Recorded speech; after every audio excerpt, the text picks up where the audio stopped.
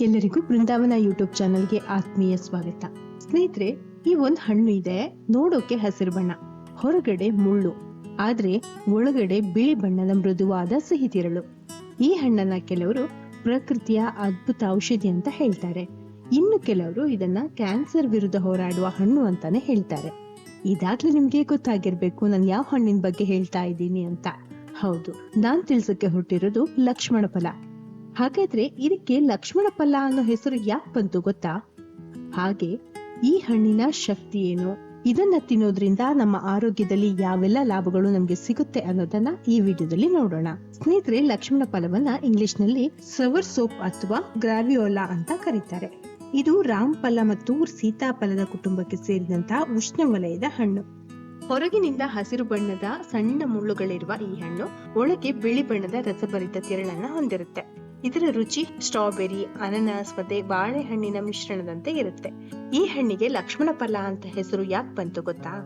ಇದಕ್ಕೆ ಸಂಬಂಧಿಸಿದಂತೆ ಒಂದು ಜನಪ್ರಿಯವಾದಂತಹ ನಂಬಿಕೆ ಇದೆ.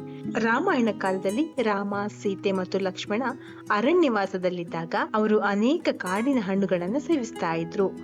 ಆ ಕಾಲದಲ್ಲಿ ಲಕ್ಷ್ಮಣ ಸೇವಿಸಿದ ಹಣ್ಣುಗಳಲ್ಲಿ ಇದು ಒಂದು ಅಂತ ಹೇಳ್ತಾರೆ.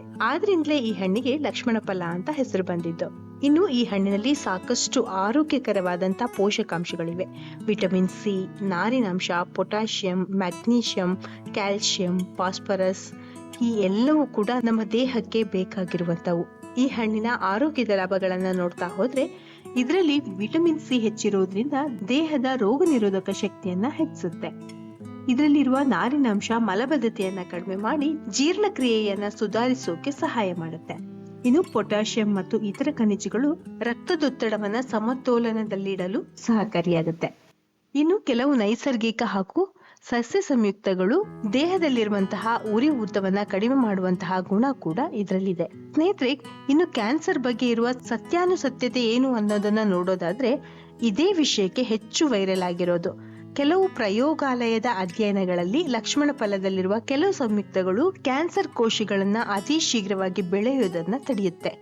ಆದ್ರೆ ಇದು ಮನುಷ್ಯರಲ್ಲಿ ಕ್ಯಾನ್ಸರ್ಗೆ ಚಿಕಿತ್ಸೆ ಅಂತ ಹೇಳಕ್ ಆಗೋದಿಲ್ಲ. ಹಾಗಾಗಿ ಡಾಕ್ಟರ್ ಹೇಳುವಂತಹ ಚಿಕಿತ್ಸೆಗಳನ್ನ ಬಿಟ್ಟು ಇದೇ ಹಣ್ಣು ಚಿಕಿತ್ಸೆಯಾಗಿ ಬಳಸೋದು ಮಾತ್ರ ಸರಿಯಲ್ಲ. ಇನ್ನು ಮಧುಮೇಹ ಇರುವವರು ಇದನ್ನ ತಿನ್ನಬಹುದಾ ಅನ್ನೋ ಪ್ರಶ್ನೆಗೆ, ಈ ಹಣ್ಣಿನಲ್ಲಿ ನಾರಿನಾಂಶ ಉತ್ತಮ ಪ್ರಮಾಣದಲ್ಲಿರೋದ್ರಿಂದ ಇದರಲ್ಲಿ ಸಹಜ ಸಕ್ಕರೆಯ ಅಂಶ ಕೂಡ ಇರುತ್ತೆ.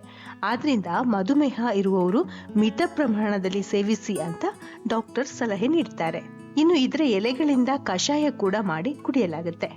ಈ ಹಣ್ಣನ್ನ ತಾಜಾ ಹಣ್ಣಾಗಿ ಜ್ಯೂಸ್ ಮಾಡಿ, ಸ್ಮೂದಿ ಮಾಡಿ, ಮಿಲ್ಕ್ ಶೇಕ್ ಮಾಡಿ ಕೂಡ ಸೇವಿಸಬಹುದು. ಆದ್ರೆ ಒಂದು ವಿಷಯ ಮಾತ್ರ ಇದರಲ್ಲಿ ಗಮನದಲ್ಲಿ ಇಟ್ಕೋಬೇಕು, ಏನಂದ್ರೆ ಇದರ ಬೀಜಗಳನ್ನ ತಿನ್ಬಾರ್ದು.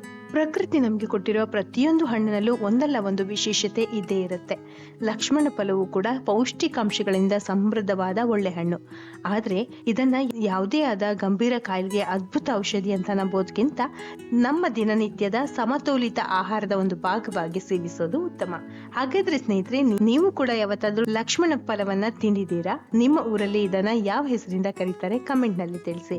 ಈ ರೀತಿಯ ಅಪರೂಪದ ಆರೋಗ್ಯ ಮತ್ತು ಸನಾತನ ಧರ್ಮದ ಆಸಕ್ತಿದಾಯಕ ವಿಷಯಗಳನ್ನ ತಿಳಿಯೋದಕ್ಕೆ ನಮ್ಮ ಚಾನೆಲ್ ನ ಸಬ್ಸ್ಕ್ರೈಬ್ ಮಾಡಿ.